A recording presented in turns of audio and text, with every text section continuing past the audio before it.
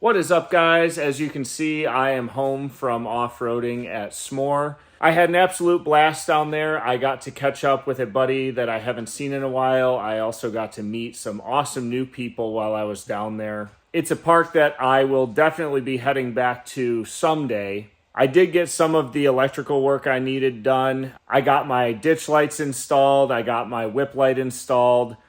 But I bit off a lot more than I could chew with that electrical project, given the amount of time I had before I was leaving on that trip. I did not end up getting the light bar installed in my bumper. I also did not get the rock lights on. So what we're gonna do right now is get the light bar unboxed and installed into the front bumper.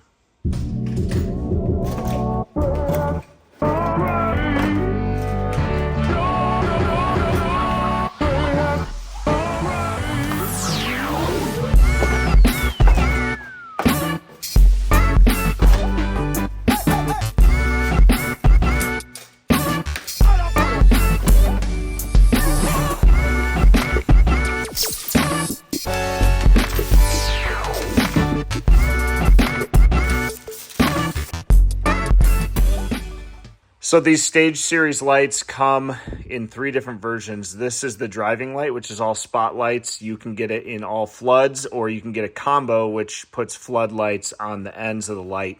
I went with the driving light because I want to be able to illuminate far off into the distance on dark roads. I'm going to get these pins out, take this plastic piece off. I'm going to take the plastic portion of the bumper off. I'm hoping that I can get to everything I need to mount this in here without having to take the steel bumper off.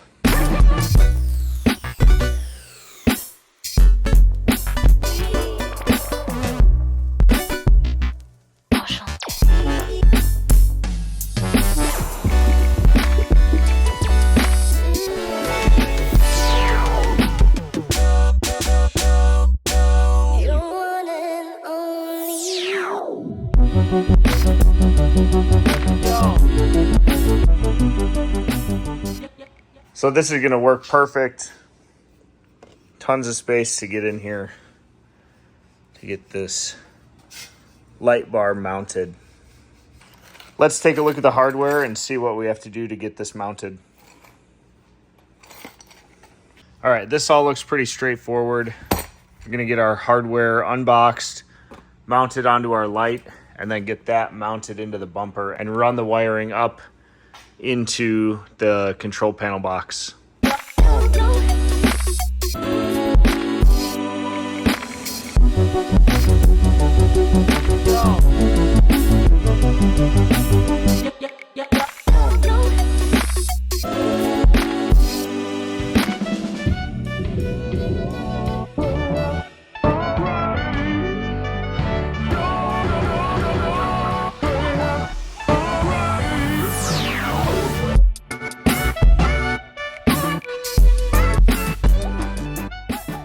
All right, so I went to mount the light in there, and the brackets weren't lining up with the holes in the bumper, so I took them off. We have to get them flipped around so that the tabs are on the inside, and then the brackets will line up perfectly with the holes in the bumper.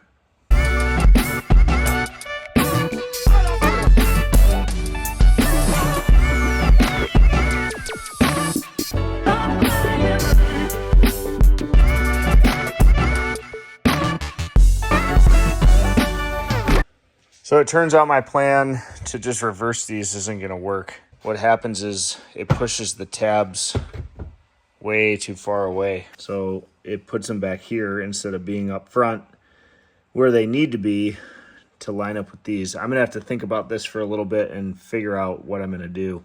So through some trial and error, I was able to make some brackets out of metal I had laying around in the garage. And I was able to extend the bracket over to here and get everything bolted up. The light's mounted, everything's tightened down. I'll have to test and see where it's pointing, but that's an easy adjustment. All that's left to do is wire it into the switch panel control box and get the bumper back on.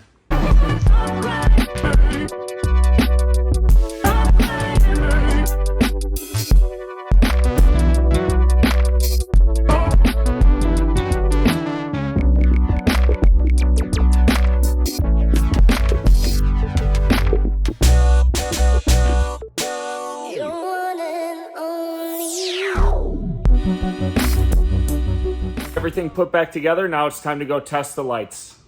I drove around and found about the darkest stretch of country road that I could to test these lights out. This is the headlights and fog lights on. That's fog lights off. Put the fog lights back on. And now here are the ditch lights and the front bumper light. Just a huge difference as far as being able to see off into the distance and then off to the side of the vehicle.